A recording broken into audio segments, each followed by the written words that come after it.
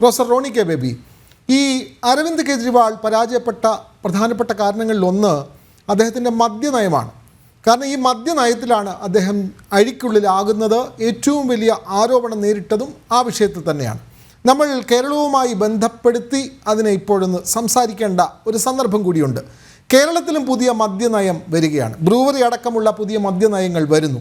ഇന്ന് ആരംഭിച്ച മാരാമൺ കൺവെൻഷനിൽ പോലും മർത്തോമാ സഭയുടെ പരമാധ്യക്ഷൻ അതിനെ നഖശികാന്തം എതിർത്തിരിക്കുകയാണ്. അതുമാത്രമല്ല, അദ്ദേഹം പറഞ്ഞത് അവിടെ തൊട്ട് മുമ്പ് ഒരാഴ്ച മുമ്പ് നടന്ന ചെറുകോൽപ്പുഴ ഹിന്ദുമത പരിഷത്തിൽ സംസാരിച്ച RSS സർസംഘചാലക് സംസാരിച്ച ഡോക്ടർ മോഹൻ ഭാഗവത് സംസാരിച്ച വാക്കുകൾക്ക് പിന്തുണ പ്രഖ്യാപിച്ചാണ് അദ്ദേഹം മാരാമൺ കൺവെൻഷൻ ഉദ്ഘാടനം ചെയ്തത്. അതായത് ലഹരിക്കെതിരായ പ്രവർത്തനങ്ങൾ മുന്നോട്ട് കൊണ്ടുപോകുന്നതിൽ ക്രൈസ്തവ സമൂഹത്തിനോട് മാത്രമല്ല, സഹോദര അല്ലെങ്കിൽ മറ്റ് സമൂഹത്തോടും ചേർന്ന് നിന്നുള്ള പോരാട്ടം നടത്തുമെന്നുള്ളതാണ് മാർത്തോമാ സഭയുടെ പരമാധ്യക്ഷൻ അവിടെ പ്രഖ്യാപിച്ചത്.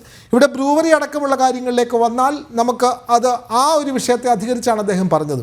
ഡൽഹിയിലെ മുഖ്യമന്ത്രിയുടെ പരാജയത്തിന് ഇത്തരത്തിലുള്ള മദ്യനയം കാരണമായി എങ്കിൽ സംസ്ഥാനത്ത് കേരളത്തിലേതടക്കമുള്ള മദ്യനയങ്ങൾ കൃത്യമായി ജനങ്ങളിലേക്ക് എത്തിച്ച് മുന്നോട്ട് കൊണ്ടുപോകുന്നതിൽ പ്രതിപക്ഷമായ കോൺഗ്രസ് ഇപ്പോഴും വിജയിക്കുന്നുണ്ടോ? ഈ ഡൽഹിയിലടക്കമുള്ള കാര്യങ്ങളിലും സംഭവിച്ചത് അതാണ്. അത് കൃത്യമായി BJP ഉപയോഗിച്ചു, അവർക്ക് വിജയിക്കാൻ കഴിഞ്ഞു.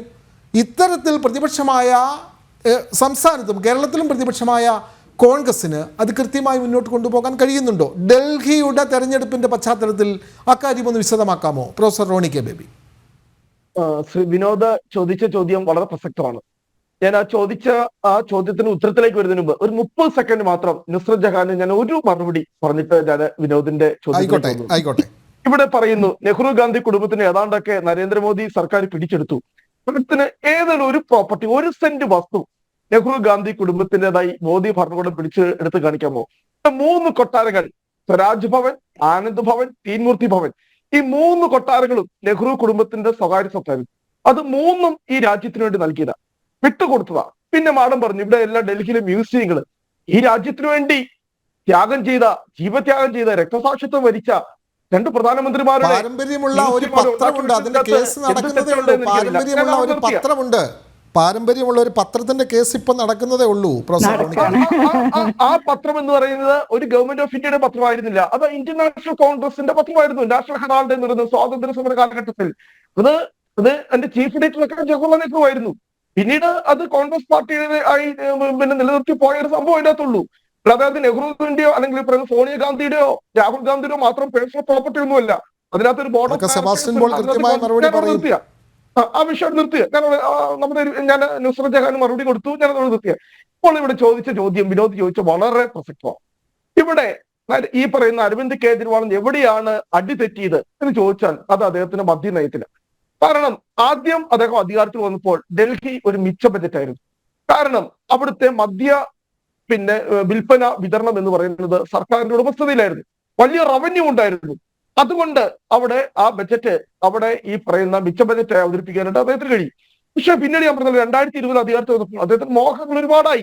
അത് ക്രൗഡ് ഫണ്ടിലൂടെയാണ്, നമ്മൾ ഇന്ത്യയിൽ ഒരിടത്തും കേട്ടിട്ടില്ല. ക്രൗഡ് ഫണ്ട് ജനങ്ങൾ നൽകിയ സംഭാവനയിലൂടെയാണ് ഈ ആം ആദ്മി പാർട്ടി തെരഞ്ഞെടുപ്പ് പ്രചരണം നടത്തിയതെങ്കിൽ 2020 ശേഷം അവരുടെ മോഹങ്ങൾ, ഈ അരവിന്ദ് കെജ്രിവാളിന് പ്രധാനമന്ത്രി ആകാനുള്ള മോഹങ്ങളൊക്കെ അങ്ങ് വളർന്നപ്പോൾ എന്ത് ചെയ്തു? അഴിമതി വളരെ കൃത്യമായി ഈ പറയുന്ന ഡൽഹി മദ്യനയ അഴിമതി അവിടെ ഉണ്ടായി. എന്താണ് കാരണം?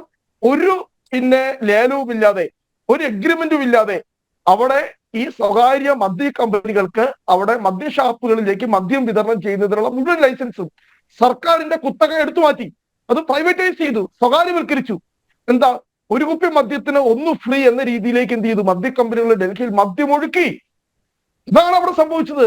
അവിടുത്തെ സ്ത്രീകൾ എന്തുകൊണ്ടാണ് അതിഷിയെ അവിടെ വനിതാ മുഖ്യമന്ത്രി ആക്കിയിട്ട് പോലും അവിടുത്തെ സ്ത്രീകൾ ഈ ആം ആദ്മി പാർട്ടിക്കെതിരെ വോട്ട് ചെയ്തതിന്റെ പ്രധാനപ്പെട്ട കാരണം അവിടുത്തെ ലോവർ ഇൻകം ഗ്രൂപ്പ്, ഈ കോളനികളിലും ചേരികളിലും ഒക്കെ താമസിക്കുന്ന ഏറ്റവും സാധുക്കളായ ആളുകൾ, അവരുടെയൊക്കെ കുടുംബജീവിതങ്ങൾ പലതും തകർന്ന് തരിപ്പമായി.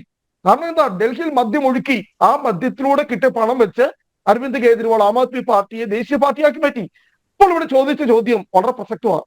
നമ്മുടെ കേരളത്തിലും അത് ആവർത്തിക്കുകയാണോ? ഒരു സംശയം വേണ്ട. നമ്മുടെ ഈ അടുത്ത കാലത്ത് കേരളത്തിൽ റിപ്പോർട്ട് ചെയ്യപ്പെടുന്ന ഈ ക്രമസമാധാന പ്രശ്നങ്ങൾ നോക്ക്, നടക്കുന്ന വയലൻസ് നോക്ക്, കത്തിക്കുത്തുകൾ നോക്ക്, കൊലപാതകങ്ങൾ നോക്ക്, അതിന്റെ എല്ലാം പിന്നിൽ എന്ന് പറയുന്നത് ലഹരിയായി മാറിയിരിക്കുക. ഇവിടെ മദ്യം ഒഴുക്കുകയാണ് ഇപ്പോൾ. അതിനു വേണ്ടിയിട്ടാണ്. കാരണം അതിനകത്ത് ഈ പറയുന്ന പിണറായി വിജയന്റെ ഏറ്റവും അടുത്ത സുഹൃത്ത് ആരായിരുന്നു എന്ന് ചോദിച്ചാൽ അത് അരവിന്ദ് കേജ്രിവാളായിരുന്നു. ഇവർ രണ്ടുപേരും ഒരേ തൂവൽ പക്ഷികളായിരുന്നു. കാരണം അവിടെ CPM-ന് വോട്ടില്ലാന്നിട്ട് പോലും ഈ അരവിന്ദ് കേജ്രിവാളിന് ഏറ്റവും വലിയ പിന്തുണ കൊടുത്തുകൊണ്ട് എല്ലാ സമയത്തും ഇവിടെ കേരളത്തിൽ പോലും വന്ന അരവിന്ദ് കേജ്രിവാൾ ഈ പിണറായി വിജയന് പിന്തുണ കൊടുക്കുന്ന സാഹചര്യങ്ങളുണ്ട്. ഇവര് വളരെ സഹോദരങ്ങളായിരുന്നു. അപ്പോൾ അതുപോലെയുള്ള സൗഹൃദത്തിൽ നിന്നും ഉരുത്തിരിഞ്ഞത് തന്നെയാണ് ഈ കേരളത്തിൽ ഇപ്പോൾ പാലക്കാട് കഞ്ചിക്കോട്ട് ബ്രൂവറി പ്ലാന്റിന് അനുമതി കൊടുത്തതുമായി ബന്ധപ്പെട്ട വിഷയങ്ങൾ.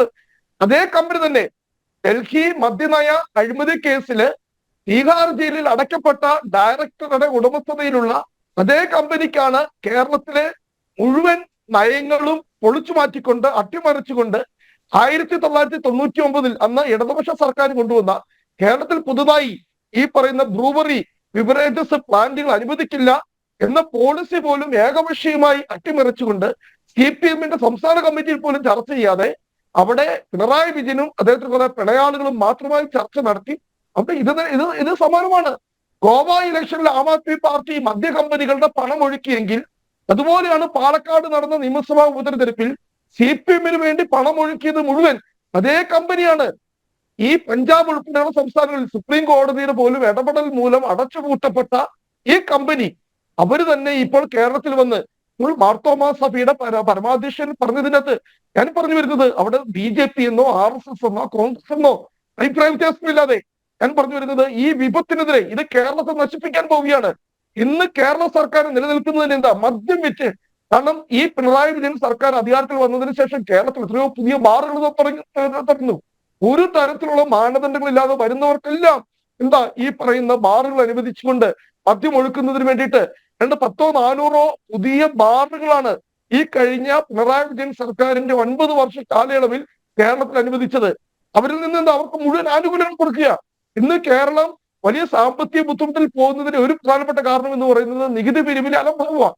ആ നികുതി പിരിവിൽ ഏറ്റവും അധികം നികുതി കൊടുക്കേണ്ടവരിൽ ഒരു വിഭാഗം എന്ന് പറയുന്നത് ബാർ ഉടമകളാണ്. ടേൺ ഓവർ ടാക്സ് വലിയ ശതമാനമാണ് ടേൺ ഓവർ ടാക്സ് ബാർ ഉടമകളിൽ നിന്നും പിരിഞ്ഞു കിട്ടാറുള്ളത്. അതിനുപോലെ എന്ത് ചെയ്യുന്നു? അവരിൽ നിന്നും നികുതി പിരിക്കുന്നില്ല.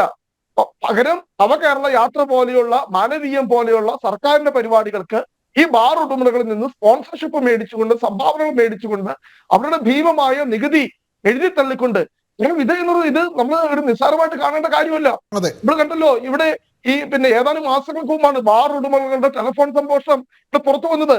ഗവൺമെന്റിന് മദ്യനയം മാറ്റുവാൻ ഇത്ര കോടി രൂപ ഈ പറയുന്ന എക്സൈസ് വകുപ്പിന് അല്ലെങ്കിൽ ഈ പറയുന്ന പിണറായി വിജയൻ സർക്കാരിന് കൊടുക്കണം. ഓരോ ബാർ ഉടമയും വേണ്ട 5 ലക്ഷം രൂപ വെച്ചുകൊണ്ട് കൊടുത്ത് കോടിക്കണക്കിന് രൂപ കൊടുക്കണം. മദ്യനയത്തിൽ മാറ്റം വരും. മദ്യനയത്തിൽ മാറ്റം വന്നു. ഇതിന്റെയൊക്കെ പിന്നിൽ കോടിക്കണക്കിന് രൂപയുടെ അഴിമതി നടന്നിട്ടുണ്ട്. അപ്പോൾ ഡൽഹിയിൽ എന്താണോ അരവിന്ദ് കേജ്രിവാൾ ചെയ്തത് അതുപോലെ തന്നെയാണ് കേരളത്തിലും ഇപ്പോൾ പിണറായി വിജയൻ സർക്കാർ ചെയ്തുകൊണ്ടിരിക്കുന്നത്.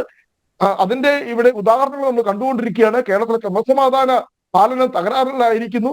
ഇവിടെ നിത്യേന എന്ന പോലെ വലിയ രീതിയിലുള്ള അക്രമങ്ങളും അതിക്രമങ്ങളും കൊലപാതകങ്ങളും ക്രൂരമായിട്ടുള്ള മനുഷ്യവിരുദ്ധം. ഇവിടെ എന്റെ തൊട്ടടുത്താണ് ഏറ്റുമാനൂരിൽ ബഹുമാനപ്പെട്ട അഡ്വക്കേറ്റ് ജയസൂര്യൻ അറിയാം.